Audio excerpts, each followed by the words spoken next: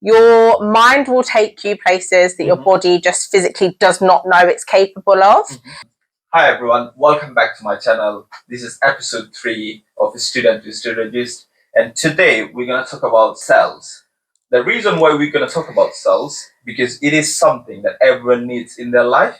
As you know, that in my channel we talk about leadership, we talk about innovation, we talk about growth. When you're leading, you have to sell your vision, you have to sell your idea, or you have to sell your mission to the people you're trying to lead. And this is one of the reasons I have invited someone really special, Chloe. Chloe, thank you so much for coming here. Thank you for having me. Chloe has been working in sales for quite a long time. How many years?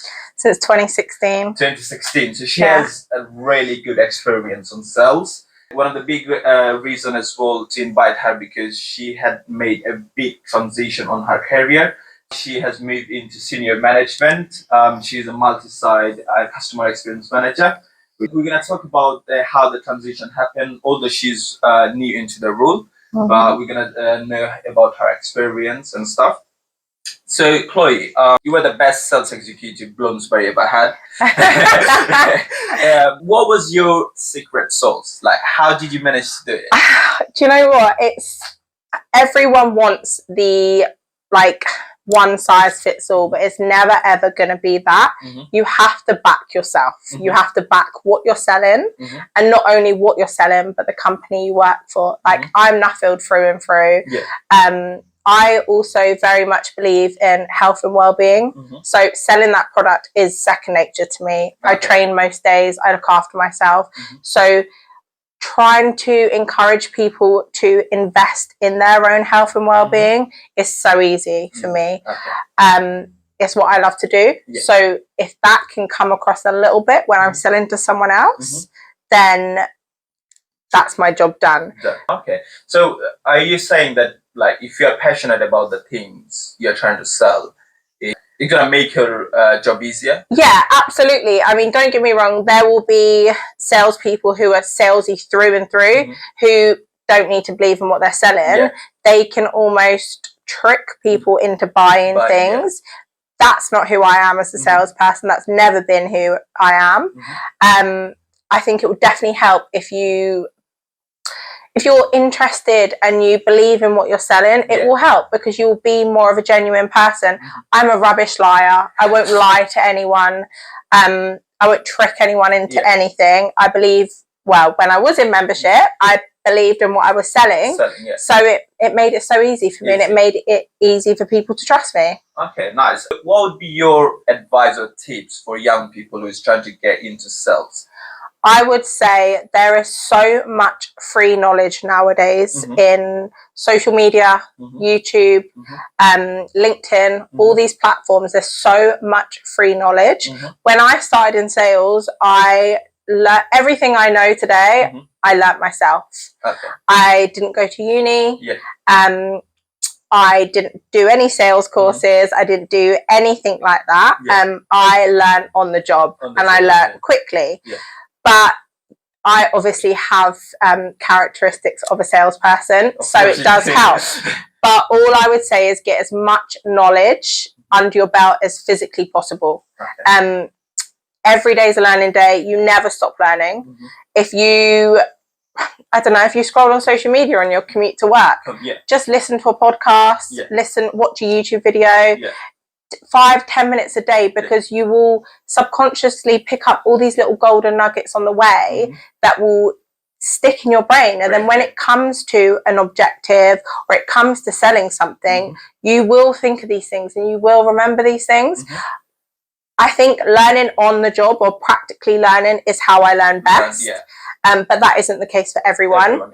So just always invest in yourself and your own education and knowledge. That doesn't necessarily mean you need to go to uni or you need to have the best GCSEs or A-levels. but there is so much free knowledge out there. Yeah. When you started to the sales, is it just you were looking for a job, or you were genuinely interested on sales? Is there any story? When I started with Nuffield, I originally applied for, I'm talking 2016, I originally applied for a reception role. Okay. And it was purely to get out of the retail job that I absolutely hated, which is sales again, but I hated it. So just to quickly get out of a job, I applied for a reception role at Nuffield, had my interview, it went great.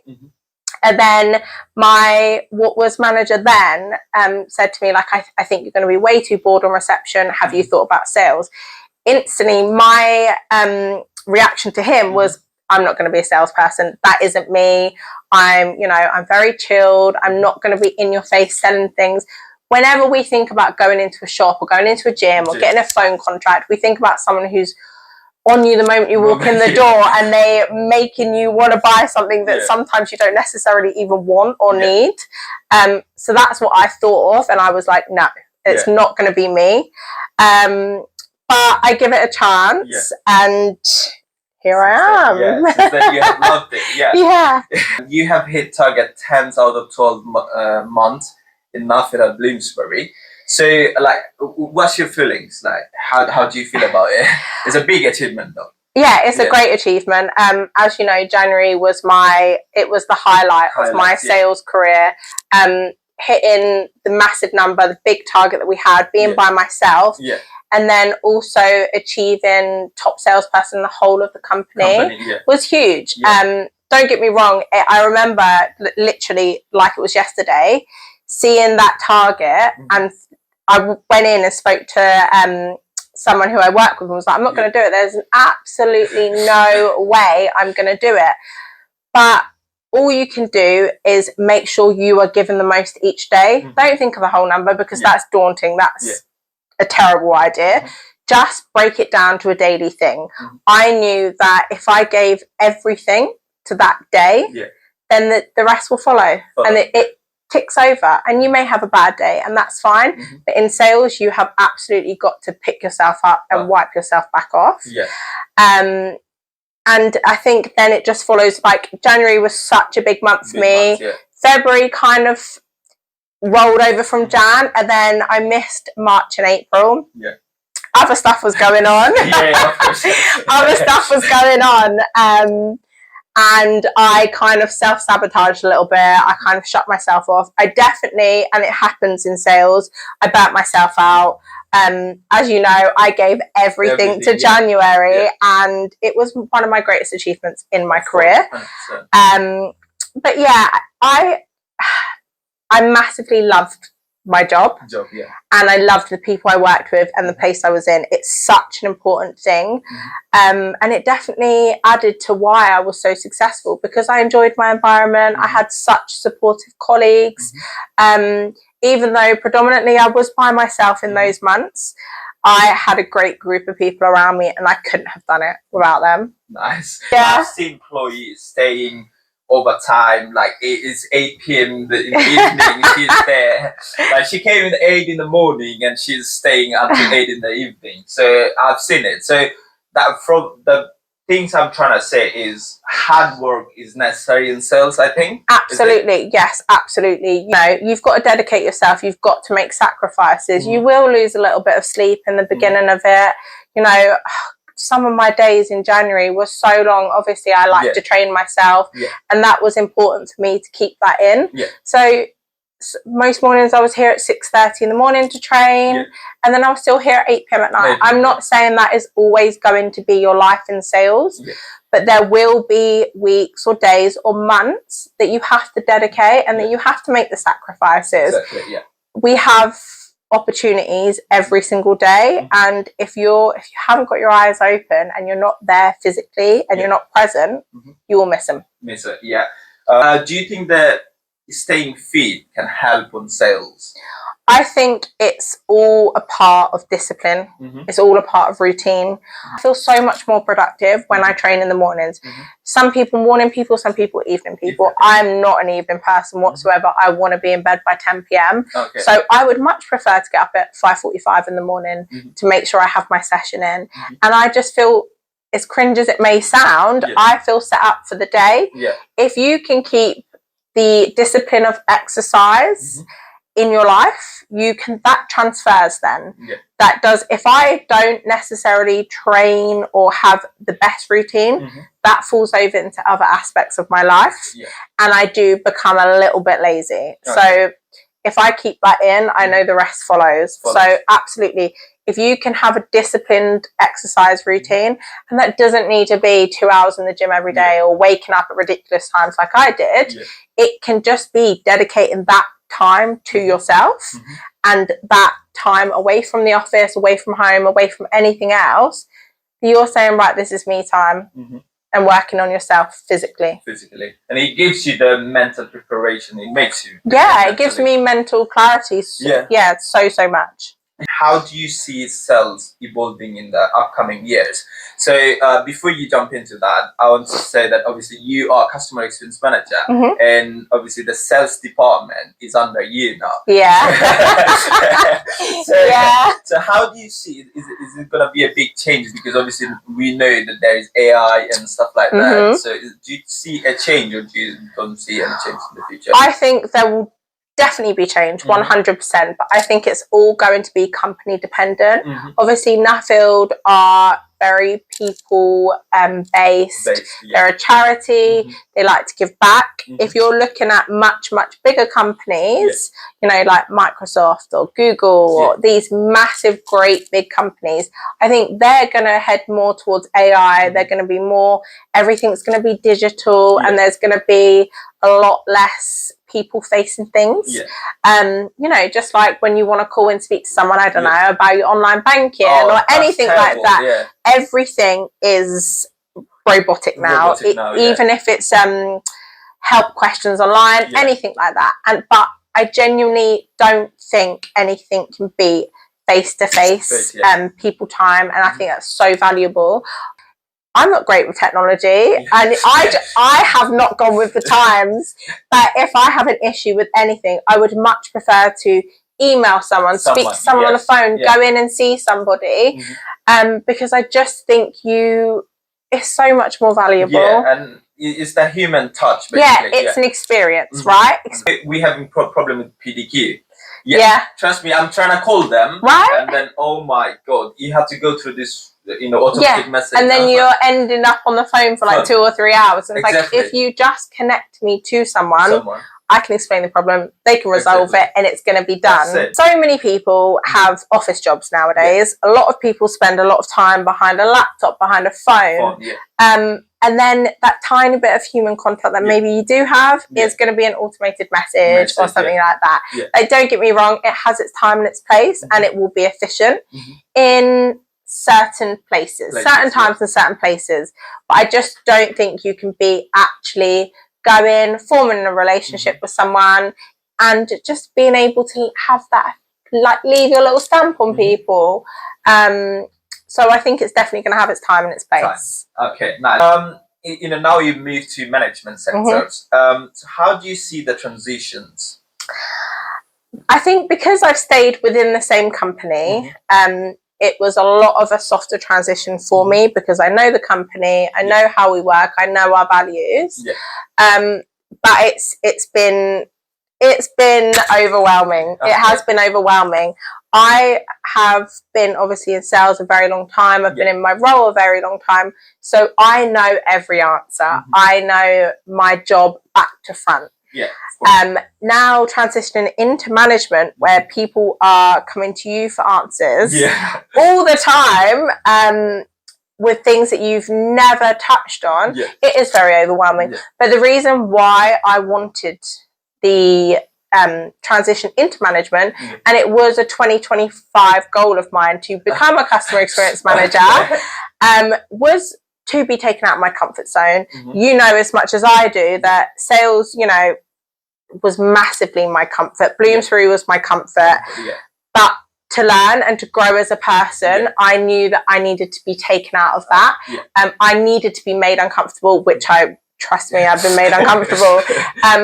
But that is the only way you're ever going to grow and develop as a person. You will not grow in your comfort zone. I mean, don't get me wrong, it's a nice place to be. You'll never grow there. And I didn't. And I knew in myself that it was time to move on. It was time to get uncomfortable. Yeah, as far as I know, you are a really ambitious person. And obviously, you know, the thing you mentioned that your goal was to be a customer expert in 2025. It shows that you are an ambitious person. And also you do have the leadership ability. Okay, so moving from sales to management, you have to do a lot of leadership activity. You have to lead teams, you have to manage teams. Obviously you have done it, but it was not a large scale. Exactly. Now you have two sides, really big team. So there will be a lot of leadership things you have to do. So how comfortable are you with leaderships? I think I've naturally always been a leader. I've had managerial positions since I was 18. And naturally, even in sales, I wasn't necessarily in management, but I still oversaw certain things. Naturally, it comes easily to me. It does. It's different when it is literally your job title. It's so much different. There is pressure and it's on. But going from having 1 or 2 people under you to 30 plus, it is very overwhelming. But again, going back to what we said about setting things, if people trust you and you trust yourself, you'll figure it out. You will figure it out. Like, it's not going to be something that you go, I'll get this in a couple of weeks. It isn't. It's going to be months, if not years. It's a big role, and obviously I've got 2 sites, 2 very different sites as well. Absolutely. So it has been already, and it's going to be a big learning curve for me. But like I said, naturally I am a leader. I like to look after people. I like to make people feel comfortable. I like to see people grow in themselves. And when I applied for my position, I didn't even feel ready. I don't think you'll ever feel ready to step into such a big role. And it was only a conversation that I had with someone else that I worked with, and they were like, you have nothing to lose. Like, you know the job role. It's just about doing it. You'll never feel ready. You will never ever feel ready for a big jump. It's never you're never going to wake up one day and go, I'm ready to be uncomfortable. You have to put yourself out there, because if you don't, you'll never know if you can do it or not. Absolutely. So what advice would you give to someone like aiming for big positions? Like, obviously you had a really big jump. So is there any advice you like to give, or basically to me, how would you advise me? I think you have just got to keep working hard. Like, I had so many moments, like even after January in sales, it's so fast paced. You know, January I give everything to, like, I mean, I went above and beyond. And then literally it went from January 31st to Feb 1st. January was forgotten. That was done. And I just felt like, oh, I've given absolutely everything, and it's just like, right, next. But even if things don't get acknowledged, and don't get me wrong, my performance got acknowledged, but even if you feel like, oh, hang on a minute, like, I wanted to take a minute to soak that all up, just keep pushing yourself, keep working harder, go above and beyond. There are so many people that I speak to all the time, that I work with previously, that have that attitude of that, it's not my job. Why are you doing that? That's not your job. You don't need to do that. You don't need to stay late. You don't need to reply back to that email. You don't need to do this or that. But clearly, all the things that I have done and that I have put my hard work into have paid off. And I have gone from a sales position to a high senior management position, and I've skipped so many levels in between. 100%. And there are so many incredible people I know that applied for the same position 100%. that have way more experience than I do on paper, that I got chosen over them because, you know, I've got a reputation for being so hardworking, and sometimes you have to work quietly. Yeah. You have got to tick the boxes, work quietly, and just get your head down, because it always pays off. Even if it feels like it's never going to pay off and you're stuck in the same cycle, it always pays off. Hard work always wins. Nice.